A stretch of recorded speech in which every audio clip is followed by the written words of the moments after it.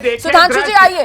और मोटी बात यहाँ पर जो कांग्रेस या इंडिया गठबंधन की तरफ से कही जा रही है वो ये कि ये साथियों के भरोसे सरकार, ये मजबूत नहीं, ये साबित होने वाली है मजबूर सरकार। सुधांशु जी जी, मैं बातों का जवाब देता हूं। नीतीश कुमार जी से हमारा गठबंधन 95 में हुआ, 29 साल में 26 साल वो हमारे साथ रहे।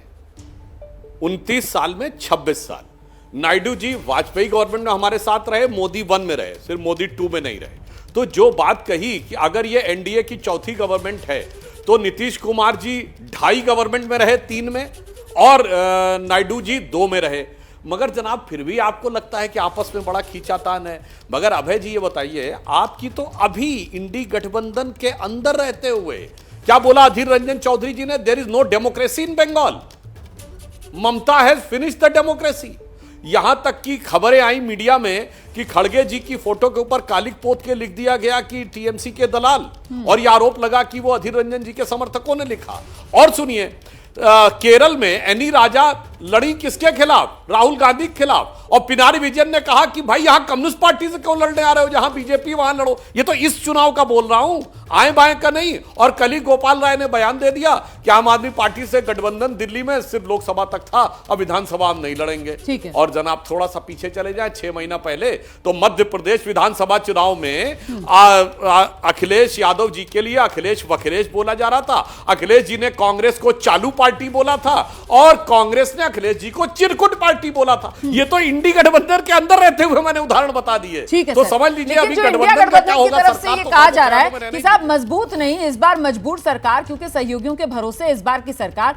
अभिषेक के पास जरा लेकर चलते हैं दर्शकों को। 1 मिनट आ रही हूं सर, क्योंकि अभिषेक झा, कल आपकी पार्टी के नेताओं के हम बयान सुन रहे थे। वो योजना जो मोदी सरकार लेकर आती है, वो योजना जिसको लेकर मोदी सरकार कहती है कि शानदार योजना है, अग्निपथ योजना का मैं जिक्र कर रही हूं, उसी को लेकर आप लोग सवाल उठाते हैं मोदी सरकार के फैसले पर। तो फिर निशाने पर तो आएंगे ना आप विरोधियों के, वो कहेंगे कि ये मजबूत सरकार कैसे, ये तो मजबूर सरकार साबित होगी।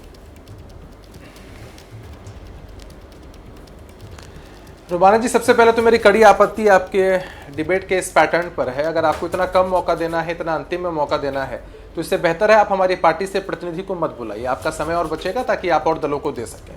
आपने अगर बुलाया है तो सबको समानांतर रूप से समय मिलना चाहिए, सवालों का जवाब भी अपनी बात कहने का मौका मिले। एक एक करके सबके पास आ रही हूं और हर बार इसी तरीके के डिबेट फॉर्मेट पे आप आते हैं। ऐसा भी नहीं है कि आज आप पहली बार मेरे साथ चर्चा कर रहे हैं या मैं आपके साथ पहली बार चर्चा कर रही हूँ। तो मुझे जी प्लीज आप आइए। जो मैंने सवाल पूछा है कि अग्निपथ को लेकर जो मोदी सरकार की बड़ी योजना थी, अभी सरकार बनी नहीं है और आप लोगों के नेता कल से ही इसकी समीक्षा की जाएगी, इसमें खामियां हैं, हम तो पहले से ही कह रहे थे। ऐसे सवाल क्यों मीडिया के सामने लेकर आ रहे हैं सर? इन सवालों का सरकार के प्रति समर्थन, एनडीए में हमारा समर्पण, सरकार बनने में हमारा सहयोग, इन सबसे कोई लेना देना नहीं। हमारी पार्टी के एक वरिष्ठ नेता ने इस पूरे मसले पर प्रकाश डाला है और हमारे आंतरिक लोकतंत्र की एक खूबसूरती है रुमाना जी कि अगर हमें लगता है कि किसी मसले पर विचार होना चाहिए तो हम इस बात को कह सकते हैं। ये कोई बाध्य करने वाली चीज नहीं है। अगर हमने किसी योजना को लाया, अरे भाई हमने बिहार में शराबबंदी को लाया, उसके बाद हमारे कई दलों ने कहा कि इसकी समीक्षा होनी चाहिए, हमने इसको हमेशा ओवरवेलमली लिया है और लेकर के हमने हमेशा समीक्षा की बैठक की है। तो मसला ये है कि लोग इसको कनेक्ट करके देख रहे हैं कि नीतीश कुमार जी की पार्टी की तरफ से, जेडीयू की तरफ से इस तरह की कंडीशंस को पुट फॉरवर्ड किया जा रहा ताकि सरकार पर प्रेशर बन सके।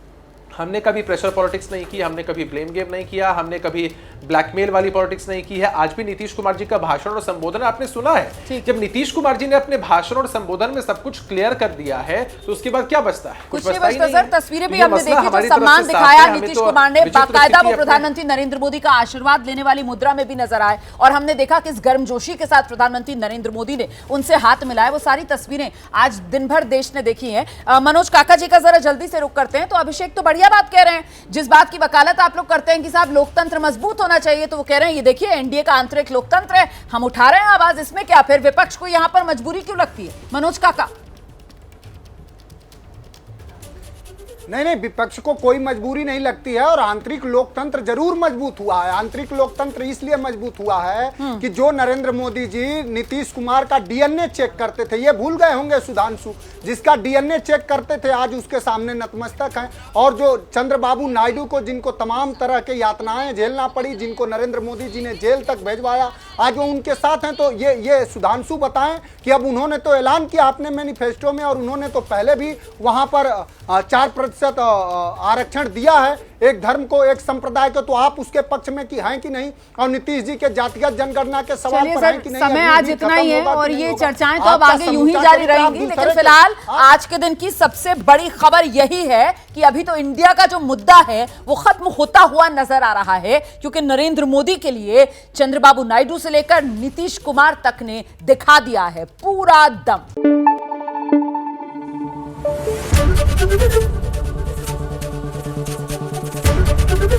एबीपी न्यूज आपको रखे आगे।